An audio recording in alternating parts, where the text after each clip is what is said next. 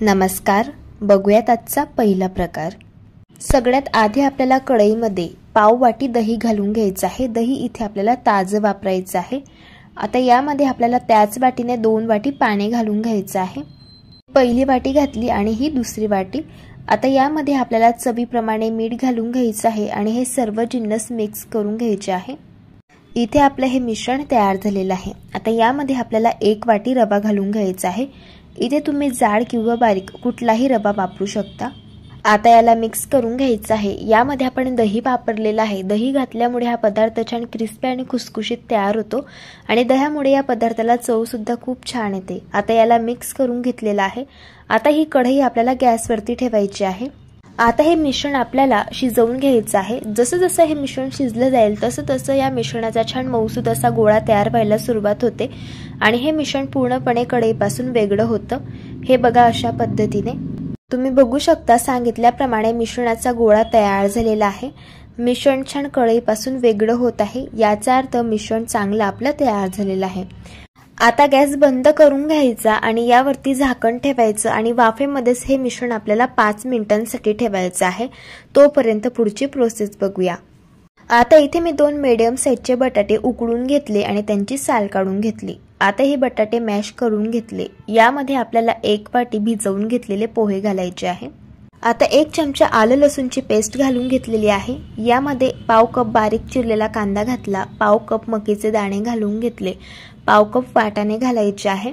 आता पाव चमचा हळदी पावडर घालायची, 1 चमचा लाल तिखट घालायचं, पाव चमचा गरम मसाला घालायचा, पाव चमचा जिरे पावडर घालून घ्यायची, 1 चमचा धणे पावडर घालायची, पाव चमचा चाट मसाला घातला आणि पाव चमचा यामध्ये आपल्याला आमचूर पावडर घालायची आहे। चवीप्रमाणे मीठ घालून घ्यायचं। आता हे सर्व जिन्नस आपल्याला छान मिक्स करून घ्यायचे आहे। इथे मी हे सर्व जिन्नस छान मिक्स करून घेतले। यामध्ये आपल्याला बारीक चिरलेली कोथिंबीर घालून घ्यायची आहे आणि याचे आपल्याला छोटे छोटे लिंबाच्या साईज एवढे बॉल्स तयार करून घ्यायचे आहे। त्यासाठी थोडंसं मिश्रण घ्यायचं आणि अशा पद्धतीने याचे आपल्याला छोटे छोटे बॉल्स तयार करून घ्यायचे आहे। अशाच पद्धतीने मी सर्व बॉल्स तयार करून घेतले। आता इथे आपल्या या रव्याच्या मिश्रणावरती देखील छान वाफ आलेली आहे। आता हे मिश्रण आपण एका ताटामध्ये काढून घेऊया। हाताला थोडंसं तेल लावून घ्यायचं आहे आणि हे मिश्रण आपल्याला हाताने 1 ते 2 मिनिटं चांगलं मळून घ्यायचं आहे। इथे मी हे मिश्रण छान मळून घेतलेलं आहे। आता यापासून लगेच आपण पदार्थ बनवायला घेऊया। थोडंसं मिश्रण हातामध्ये घ्यायचं, साधारण लिंबाच्या साईज एवढं मिश्रण हातामध्ये घेतलं। याचा आपल्याला अशा पद्धतीने एक गोळा तयार करून घ्यायचा आहे आणि अशाच पद्धतीने सर्व गोळे आपण आता तयार करून घेतले। इथे आज आपण कचोरी तयार करत आहोत, तर त्यासाठी इथे मी जे लिंबू पिळण्यासाठी मशीन वापरतात तर ते घेतलेलं आहे। याला आपल्याला आतून तेल लावून ग्रीस करून घ्यायचे। तयार करून घेतलेला हा रव्याचा गोळा आपल्याला यामध्ये ठेवून घ्यायचा आहे आणि अगदी हलक्या हाताने याला प्रेस करून घ्यायचे। बघू शकता इथे आपली छान अशी ही वाटी तयार झालेली आहे। तर यामध्ये हे बटाट्याचं स्टफिंग घालून घ्यायचं आहे। आता आपण जी रव्याची तयार करून घेतलेली वाटी आहे तर ती अशी आपल्याला फिरवत जायची आहे आणि बोटाने जे स्टफिंग आहे तर ते आपल्याला यामध्ये प्रेस करत जायचं आहे आणि रव्याचं जे मिश्रण आहे तर ते असं आपल्याला अंगठ्याने वर उचलत जायचं आहे। स्टफिंग पुन्हा असं थोडंसं यामध्ये आपल्याला प्रेस करत जायचे आहे। तर आपण पुरणपोळी बनवताना करतो सेम त्याच पद्धतीने करत जायचं आहे। आता जो एक्स्ट्राचा पोर्शन आहे तो काढून घ्यायचा आणि याला बोटाने प्रेस करून घ्यायचं आणि पुन्हा हाताने एकसारखं याला गोल करून घ्यायचं आहे। बघू शकता इथे आपली ही कचोरी तयार झालेली आहे। अशाच पद्धतीने आपण सर्व कचोऱ्या तयार करून घेऊया। इथे मी कचोऱ्या तयार करून घेतलेल्या आहे। आता आपण यांना फ्राय करून घेऊया। त्यासाठी इथे मी तेल गरम करून घेतलं। तेल गरम झालं। आता यामध्ये आपल्याला कचोऱ्या घालून घ्यायच्या आहे। ह्या कचोऱ्या आपल्याला गॅसच्या मीडियम फ्लेमवरती क्रिस्पी आणि कुरकुरीत होईपर्यंत हलक्या गुलाबी रंगावरती फ्राय करून घ्यायच्या आहे। कचोऱ्या फ्राय करताना असं चमच्याने मिक्स करत जायचं आहे आणि कचोऱ्या फ्राय करून घ्यायच्या आहे। असं चमच्याने मिक्स करत गेल्यामुळे कचोऱ्यांना एकसारखा रंग येतो। इथे मी या कचोऱ्या छान फ्राय करून घेतल्या। तुम्ही बघू शकता मस्त अशा क्रिस्पी आणि कुरकुरीत अशा या कचोऱ्या तयार झाल्या। कचोरीला रंग देखील खूप छान आलेला आहे। दिसायला एवढी सुंदर दिसत आहे, त्यापेक्षा चवीला अगदी छान अशी ही तयार होते। मस्त अशी बाहेरून क्रिस्पी आणि कुरकुरीत बनते आणि आतून छान स्पंज आणि सॉफ्ट अशी तयार होते। लहान काय मोठे सुद्धा फार आवडीने खातील एवढी चविष्ट अशी ही तयार झालेली आहे। प्रकार क्रमांक 2।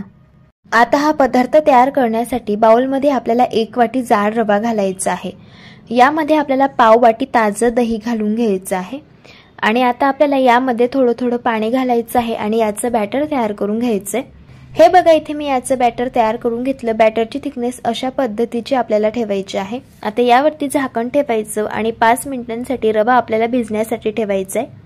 इथे 5 मिनिट झालेले आहे। बॅटर चांगलं भिजलं गेलेलं आहे। बॅटर भिजल्यामुळे थोडंसं घट्ट झालेलं आहे, तुम्ही बघू शकता। सुरुवातीला यामध्ये आपण भाज्या घालून घेऊयात आणि नंतर जसं लागेल तसं यामध्ये आपल्याला पाणी घालायचं आहे। आता यामध्ये आपल्याला पाव वाटी बारीक कापून घेतलेली शिमला मिरची घालायची आहे, पाव वाटी बारीक कापून घेतलेलं गाजर घालायचं आहे आणि पाव वाटी इथे आपल्याला मकीचे दाणे यामध्ये घालून घ्यायचे आहे। पाव वाटी इथे मी बारीक चिरलेला कांदा घालत आहे। तुम्हाला हव्या त्या भाज्या तुम्ही यामध्ये घालू शकता। 2 चमचे हिरव्या मिरचीचे काप घालून घ्यायचे आहे। 1 चमचा आलं लसूणची पेस्ट घालून घेतली आणि 1 चमचा यात जिरं घातलं। आता पाव चमचा यामध्ये काळी मिरी पावडर घालायची आहे।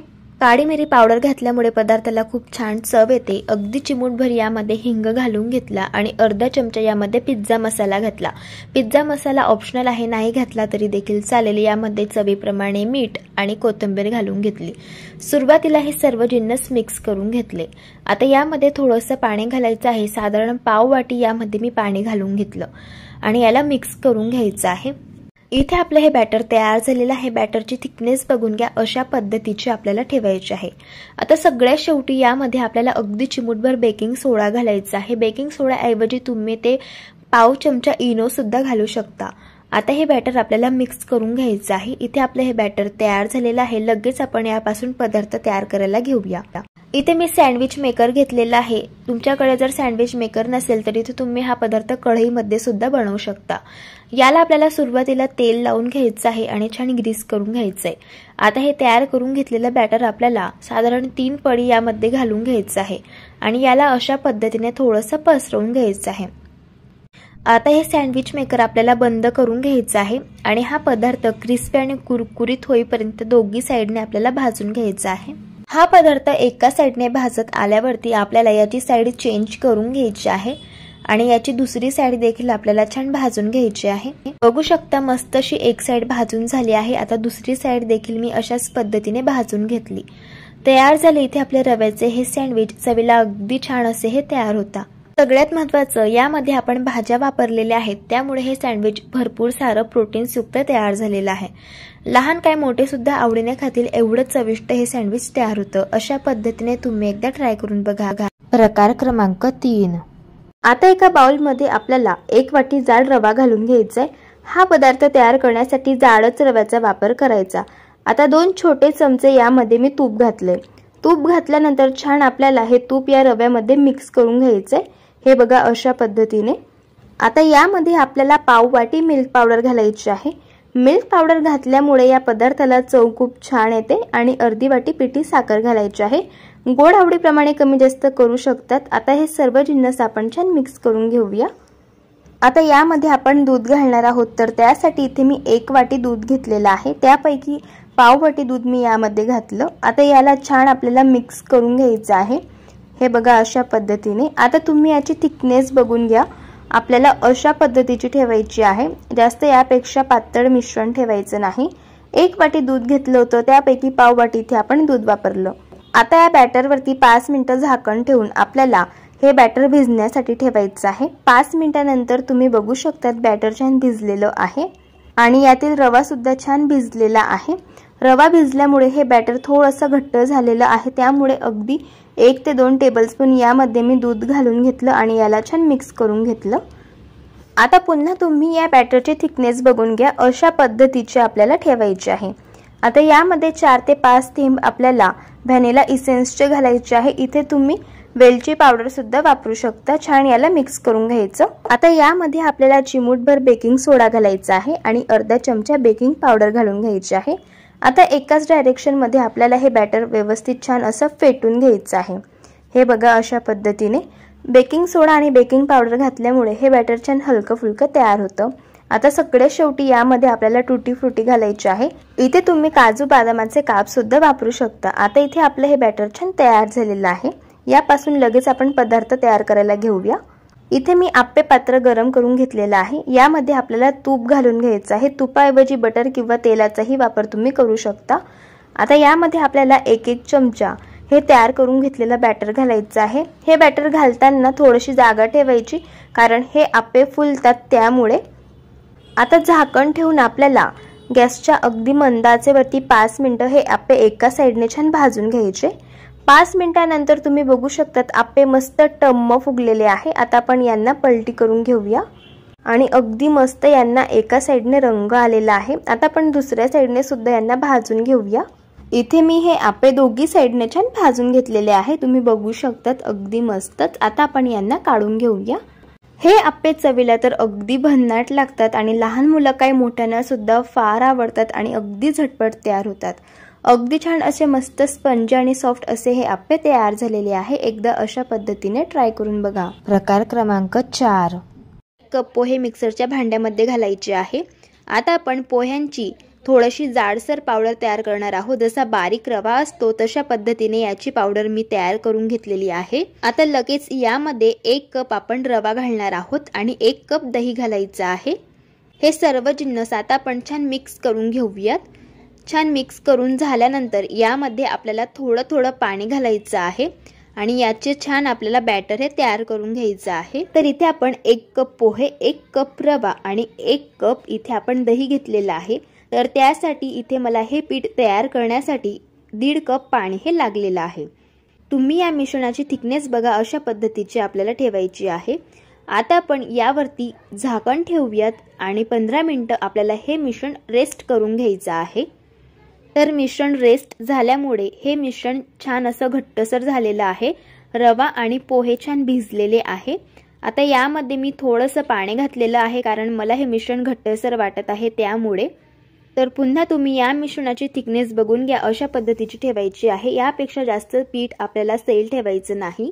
यामध्ये 2 चमचे आपण तेल घालूयात आणि छान हे मिश्रण फेटून घेऊयात।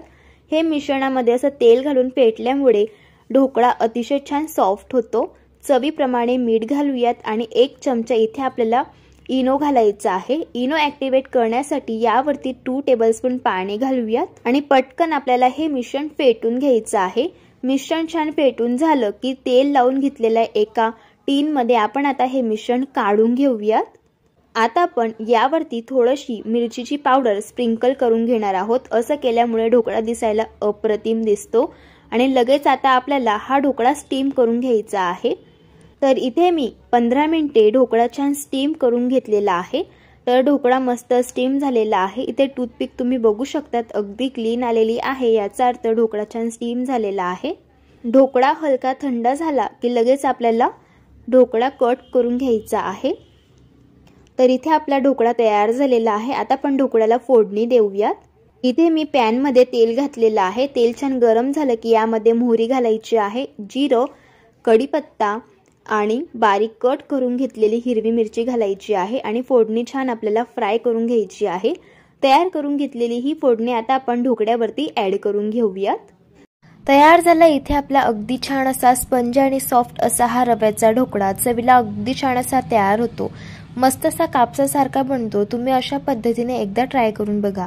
हा ढोकळा नाश्त्यालाच काय मुलांच्या टिफिन बॉक्स मध्ये सुद्धा तुम्ही देऊ शकता। प्रकार क्रमांक 5, आता एका बाउलमध्ये पाव वाटी बारीक रवा घालायचा आहे। यामध्ये अर्धी वाटी पाणी घालूयात आणि याला मिक्स करून घेऊयात। यावरती झाकण ठेवून 15 मिनिटांसाठी आपण रवा रेस्ट करून घेणार आहोत। 15 मिनिट झालेले आहे। रवा छान फुललेला आहे। आता हे बॅटर आपण एका मिक्सरच्या भांड्यामध्ये काढूयात। यामध्ये 1 कप तांदळाचं पीठ घालायचं आहे आणि 1 कप शिजवून घेतलेला भात घालायचा आहे। आता यामध्ये आपण अर्धी वाटी पाणी घालूयात आणि अर्ध्या लिंबाचा रस आपल्याला यामध्ये पिळून घालायचा आहे। आता आपण हे बॅटर छान बारीक करून घेऊयात। इथे मी बॅटर छान बारीक करून घेतलेला आहे, हे पहा अशा प्रकारे। आता आपण याला एका बाउलमध्ये काढून घेऊयात। यामध्ये चवीप्रमाणे मीठ घालून आपल्याला बॅटर छान फेटून घ्यायचं आहे। इथे डोस्यांचं बॅटर छान तयार झालेलं आहे। तुम्ही थिकनेस बघून घ्या बॅटरची, अशा पद्धतीने मी ठेवलेली आहे, अगदी परफेक्ट। आता आपण डोसे तयार करून घेऊयात। तवा छान गरम झाला की याला तेल लावून घ्यायचं आणि यावरती थोडंसं पाणी शिंपडायचं आणि तवा छान पुसून घ्यायचा। असं केल्यामुळे तव्याला अजिबात डोसे चिटकत नाही। आता आपण यावरती 1.5 पडी मिश्रण घालूयात आणि डोसे छान पसरवून घेऊयात। आता झाकण न ठेवता आपल्याला हा डोसा भाजून घ्यायचा आहे। डोस्यावरची बाजू छान कोरडी झाली की याला तेल लावून घ्यायचं आहे। आपल्याला हा डोसा फक्त एकाच बाजूने छान क्रिस्पी आणि कुरकुरीत होईपर्यंत मस्त भाजून घ्यायचा आहे। डोस्यावरती असे गुलाबी डॉट्स दिसायला लागले की डोस्याच्या कडा आपल्याला मोकळ्या करून घ्यायच्या आहे आणि डोसा अशा पद्धतीने फोल्ड करून घ्यायचा आहे। आता आपण याला काढून घेऊयात।